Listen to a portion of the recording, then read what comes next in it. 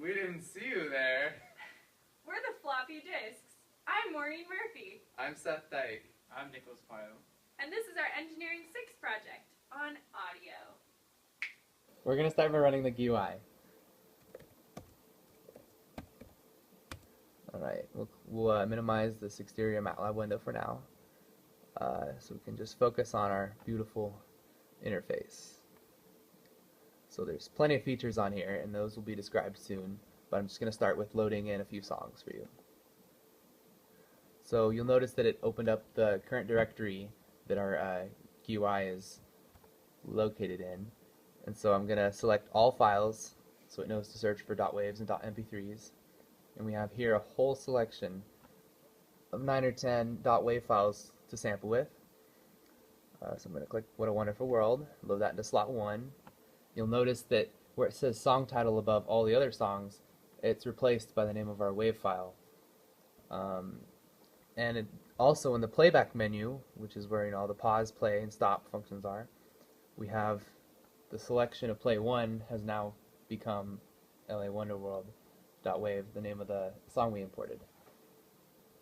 Just to show you first playing that it works, we'll load it in. You can start to hear the song, and the graph shows the left and right channels of the audio. Pause and resume. We'll stop that for now, and we'll load in another song. Remember all files. Second one, we'll put Harold the Barrel. Alright, so you see how it updated right above slot 2 and in this selection drop-down menu. Let's say we go to slot 3. Notice there's nothing loaded in there because it has the default song title above the slot name. And if we want to play it, we'll click play, and an error pops up saying please load song because we haven't put anything in there yet.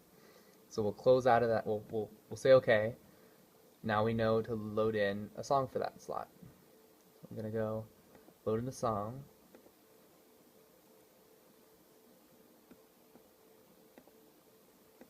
Alright, and then I'm going to select, make sure it's selected on that in the playback menu, and I'm going to play it. It's going to update both of the graphs. And you'll notice that the left and right channels have changed to the new audio that's been loaded in. And I'm going to go back to the first slot for a second and show you our mono stereo playing. So you notice this is the default is with stereo settings. You'll notice that in the top graph, look at the very end, right over, I'll hover my mouse there. Alright, I'll pause this. Right above, or right where my mouse is, there's a distinct difference in audio between the left and right channels. And if we select monoplay, alright, let me resume this first. I'm going to click monoplay and reload the song, and you'll notice that the left and right channels will be the same. See? Right at the end where they were different. So now that we have all of our songs loaded up, we're going to run through some of our effects that we can apply. The first effect is voice removal. So I'm going to go ahead and click that. The green indicates that it's been added and saved. And this is the original graphs for each channel. So now if I hit play, the graphs are going to update, and that's because the voices have been removed, as you'll hear in this sample. Virtually all the voices are removed. I'm going to go ahead and stop that one. The reversal function, you'll visually see the graphs flip left to right when it is used, so that one clearly works. For the current effects, are listed as none for all the others. So I'm going to go ahead and change the song now. And you can see that they updated again to reflect what this song has. So the next feature we're going to show is our low pass filter. I'm going to go ahead and play that one. So the graphs are more dense to show the new filter. And you can clearly hear that the bass frequencies are loud. Go ahead and change the song again. For the delay function, we can apply a delay by moving this slider either lower or higher, and you can select it to a default value. So when I play this, it will apply that effect.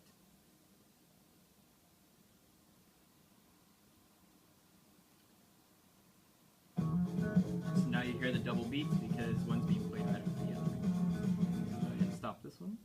The next effect that we have is under our pace. You can change whether it goes faster or slower. So to make it go faster, we'll just click speed up and we'll move the slider closer to the maximum value. Go ahead and hit play. So you can hear that it's higher pitched and it runs through it faster.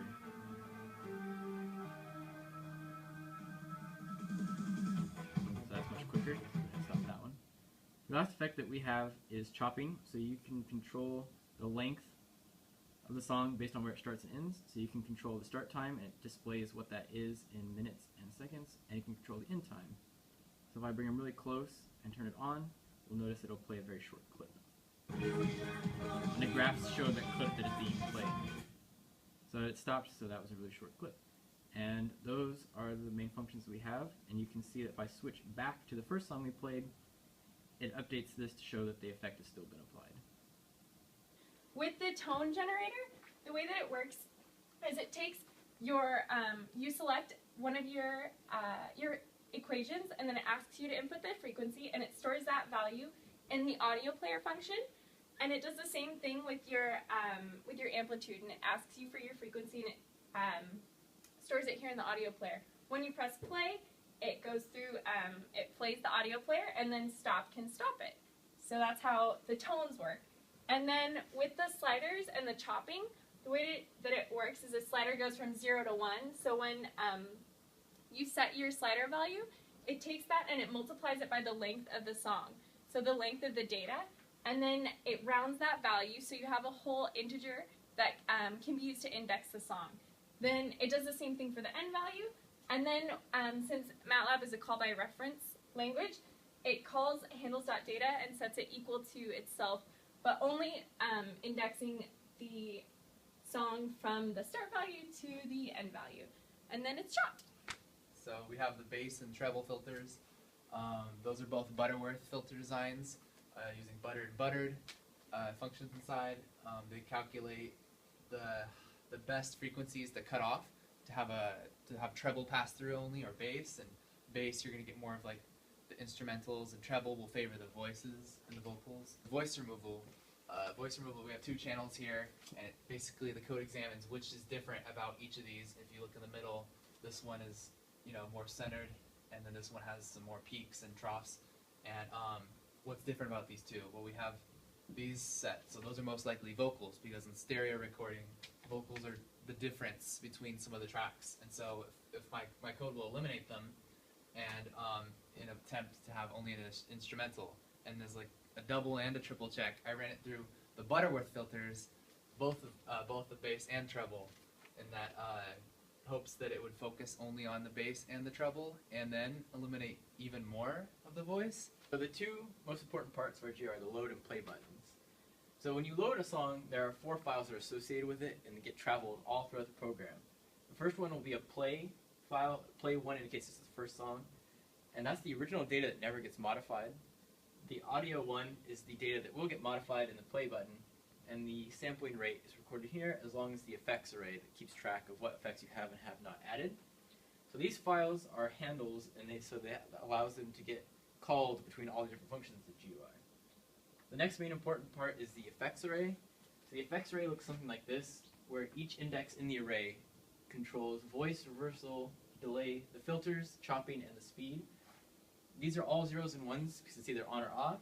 These two are drop-down menus, so there are 3 values that it could potentially have. Once you hit the play button, this is equivalent to a save button that updates all of these effects. And basically it just goes through a switch case that asks, is the voice applied, is reversal applied? Which filter? If filter is applied, is it high or low? And that's indicated by either a 2 or a 3. Once you click the delay function, it'll update, and it calls the value from the slider. Same thing with the chop, and it calls from start and end, and the speed will check from the... Thanks for watching.